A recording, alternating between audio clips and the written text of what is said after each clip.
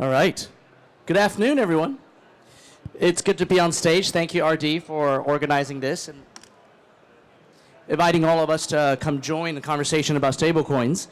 I think there is a main stage panel with pretty much exactly the same title as ours, wrapping up right now with RD CEO Rita Liu on it, along with our friends Dominic from Standard Chartered, as well as Yamki Chan from Circle. But I'm going to guess that this conversation is going to be more entertaining than that one. So you guys picked the right one to sit down on. Here's how we're going to start. We are going to start with a very, very quick 15-second introduction per person on the stage to explain to you who we are and what our stake is when it comes to the stablecoin ecosystem. I'm going to start with Jeannie to my left, and then we'll go from Jeannie all the way to Sergio and then back. Jeannie, go ahead. Hey, good afternoon, everyone. Thank you, Gary. So my name is Jeannie. I'm based in Singapore, and I head up Paxos APAC. And who is Paxos? We are the issuer and the blockchain infrastructure provider for USDG, or in some cases, you heard of PYUSD, USDL, USDP. So we are basically in the stablecoin infrastructure business for a long time. Looking forward to the discussion today. Brilliant. Thank you. John. Hi, I'm John Cahill from Galaxy Digital. I run Asia effectively as the COO for the region. And we are user, investor, sometimes issuer with our All Unity project on the Euro stable, and general supporter of payments and infrastructure across the board in crypto. It would be easier to ask you what you guys don't do. Very few things when it comes to crypto. Abel. Hi, I work at BitGo. BitGo is one of the largest infrastructure companies in crypto. So everything across custody, wallets, staking, trading, lending, borrowing. We have our own stablecoin as well. That's our stake in the game. But yeah, very excited to be here. Thank you. Excellent. And Sergio? Hi, I'm Sergio. I work at Anchorage Digital, which is a platform for institutions that need to get into digital assets without getting burnt. We have a bank in the US that is the first and only federally licensed bank, specifically for crypto, and also a Singaporean payment institution, and I am the head of stablecoins. That's your stake. And I'm Gary. I'm the co-founder and CEO of Terminal 3. We are also an infrastructure company building in data privacy and security. With regards to stablecoin, we provide zero-knowledge cryptographic identity and credentials that help sew together the traditional finance world with the digital asset world. Regulated stablecoins are one of those assets that we serve. So we have a lot of infrastructure on this stage, and I actually think that it's the right kind of conversation to be had right now about what comes next with stablecoins. Because at the end of the day, stablecoin as an asset is going to serve let's call them sinew needs, connective needs between financial ecosystems, but it's really about the rails. At the end of the day, if the rails are not mature, stablecoins are not real. So we're going to talk a lot about that, but we are going to jump right into controversy. Actually, maybe it's not controversy. Over the course of the last several days, there's been a lot of news out of the United States.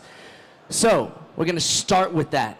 Two major pieces of news. The SEC in the United States finally made public their guidance on stablecoins, effectively saying that the vast majority of stablecoins are not securities. Okay, that is very, very important distinction that they finally made.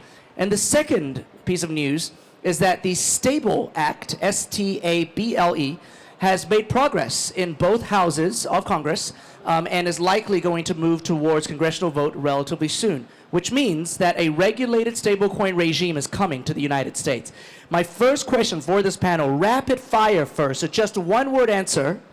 Is this good, bad, or neutral for the global industry? Jeannie, we'll start with you. Neutral. Neutral. John? Good. Abel? Good.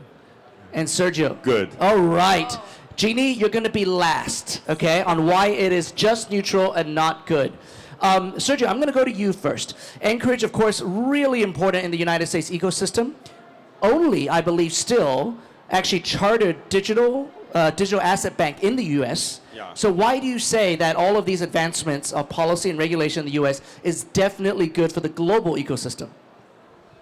It's good because the global ecosystem for trade and finance still is deeply anchored on the US dollar. So a faster, better US dollar on chain can only benefit the rest of the globe.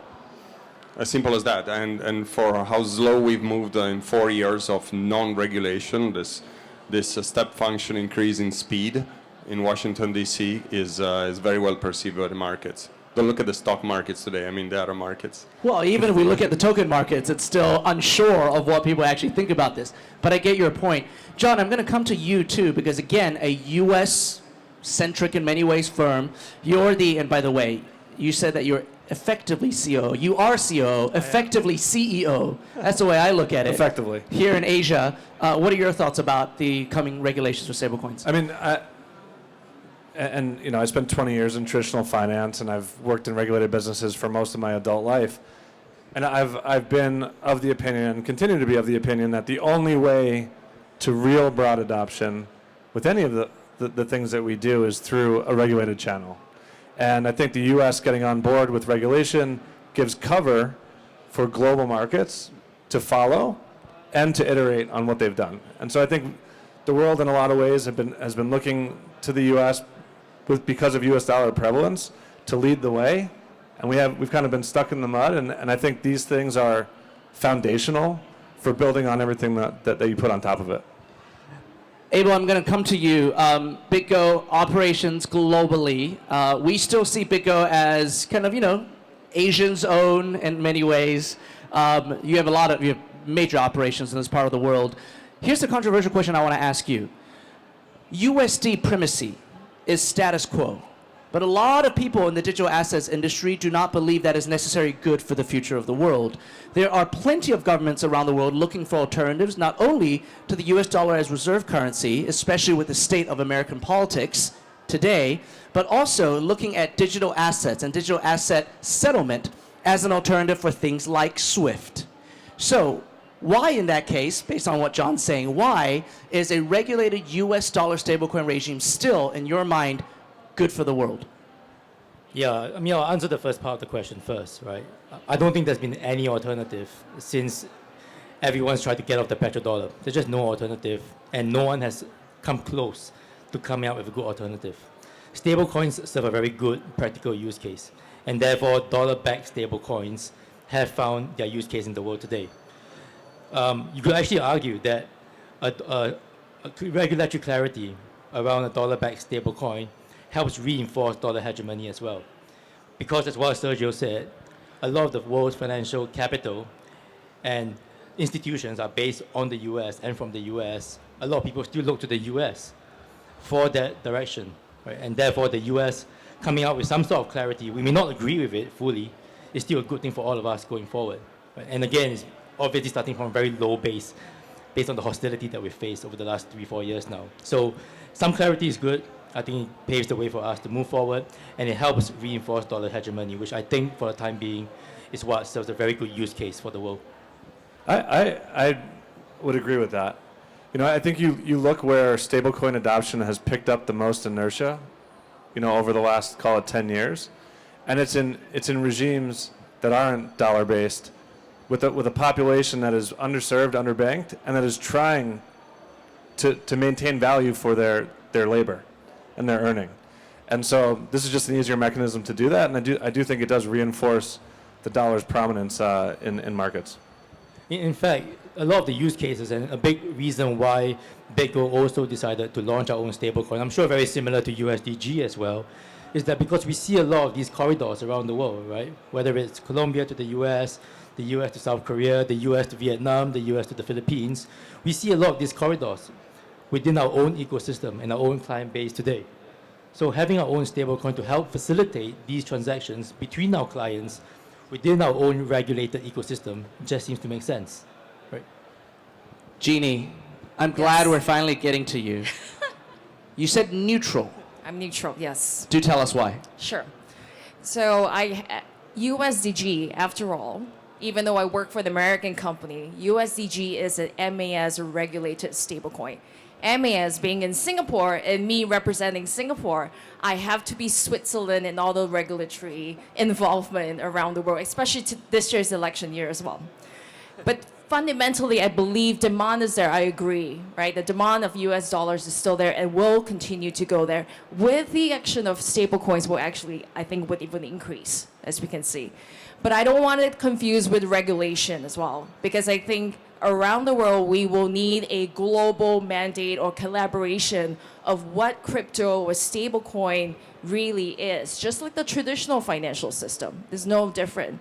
Now, Singapore is starting. We are trying to get our new framework that will be live soon after elections. I can see Hong Kong, HKMA, trying to do something about it as well. They have an opinion. And then you'll have MICA in Europe talking about regulation about USDG or stablecoins in general. And then now US is following very, very closely behind. So I think a global regime is needed. It's not, I don't think it's just one that speaks for all, is my opinion. We will definitely come back to regulation and whether or not harmonization of regulation is just a pipe dream in a little bit. But I want to throw another fun question to this panel. Tether. So Tether also in the last couple of days has very publicly announced to say, listen, we're now very seriously considering issuing a new stablecoin that can exist within a regulated regime in the United States. Do you guys actually think that is possible? And if they were to do that, are they actually going to be able to carve back any market share in the regulated markets? John, you made eye contact. So Yes. Yes, I did. I think in the current regime in the U.S., all things are possible. I think we're in a little bit of a pay-to-play sort of landscape, and certainly if the ambition of Tether is to participate in a regulated way in the United States, there's a pathway because they have plenty of capital and have probably created the single greatest money-making business, certainly per head count, in the history of time.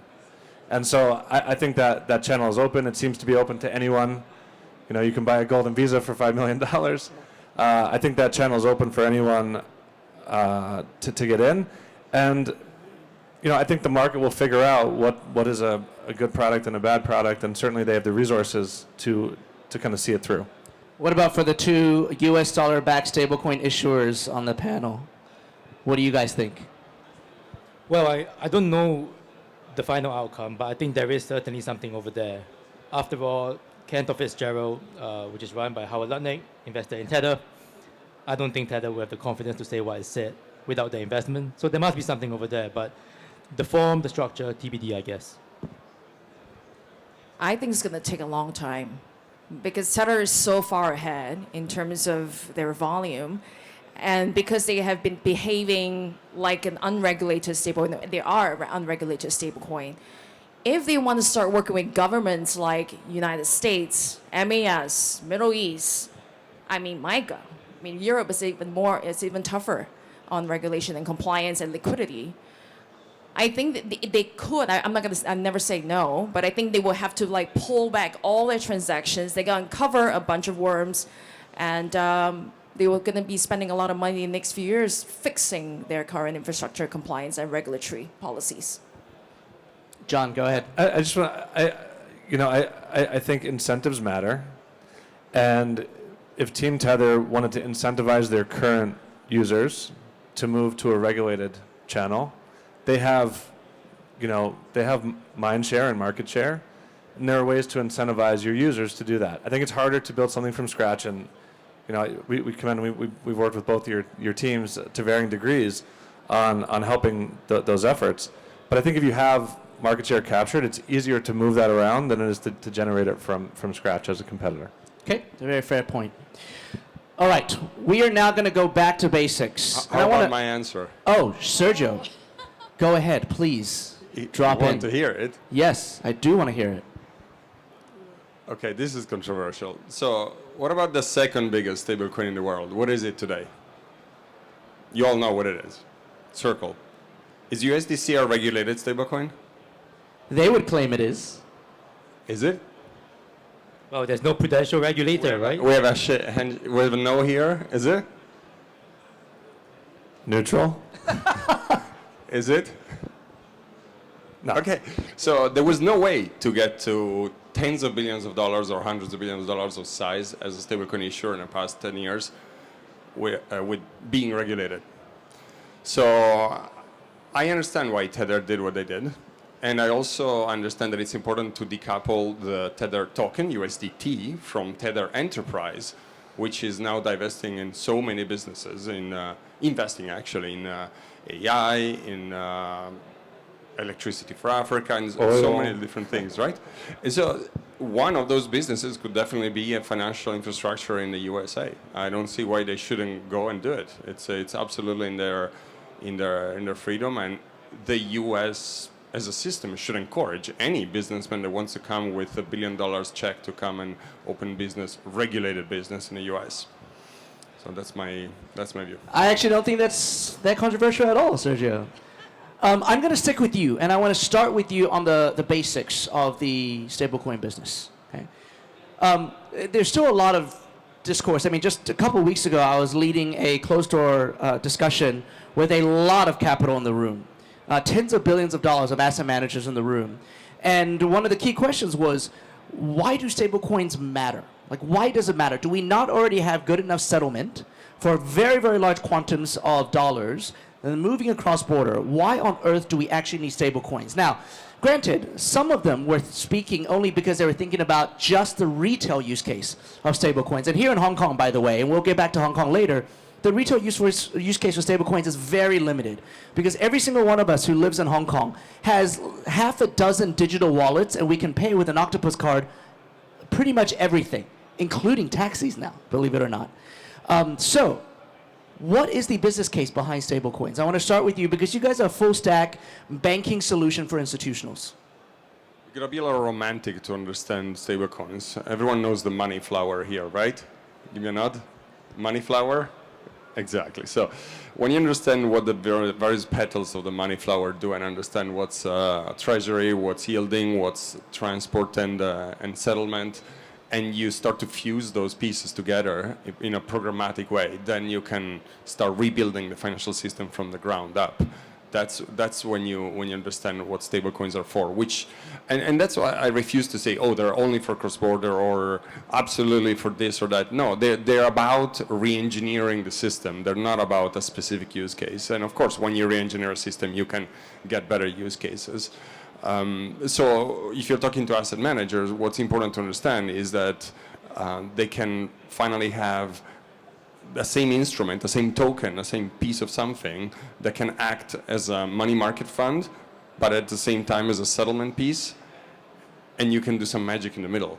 And this is something that you couldn't do before. It was very expensive and also required a lot of intermediaries. So putting everything on the same level playing field and disintermediating certain parts of the system that today are necessary to obtain the treasury part or obtain the settlement part, but having everything on chain is what really works. It's very much about actually dodging the financial system, as they would say in America, and get rid of the inefficiencies.